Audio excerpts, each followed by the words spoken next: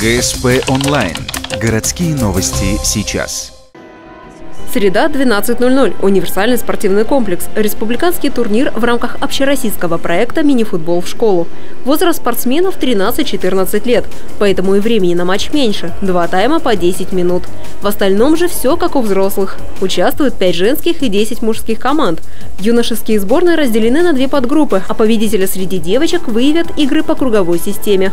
На соревнования приехали футболисты со всей республики, но хозяева площадки – главные претенденты на победу. Фаворит команда Ухты, победитель неоднократный, единственный победитель в этом возрасте.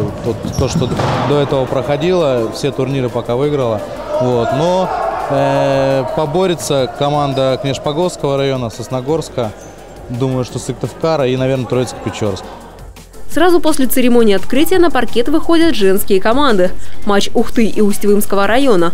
Гости на год младше соперниц, однако они успешно обороняются и контратакуют. Первый тайм проходит в обоюдоострой игре, но счет открыть не удается. И второй тайм ухтинки начинают с прессинга ворот соперниц. Напористая игра приносит результаты. Арина Ченцова забивает гол. За минуту до конца встречи тренер гостей берет тайм-аут. Но в попытке отыграться гости пропускают еще один мяч. 2-0. Победа за Ухтой.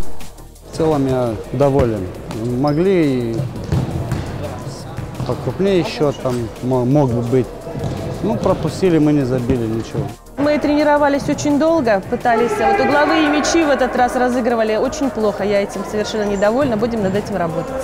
Играли не в полную силу, конечно. Девочки могут лучше играть. Но результатом мы довольны. Выиграли 2-0.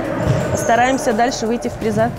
По результатам турнира победителей наградят медалями, грамотами и кубками. Лучшие футболисты будут отмечены отдельно, а команды, занявшие первые места среди мальчиков и среди девочек, будут представлять республику на первенстве Северо-Запада, которое стартует в Санкт-Петербурге 9 февраля.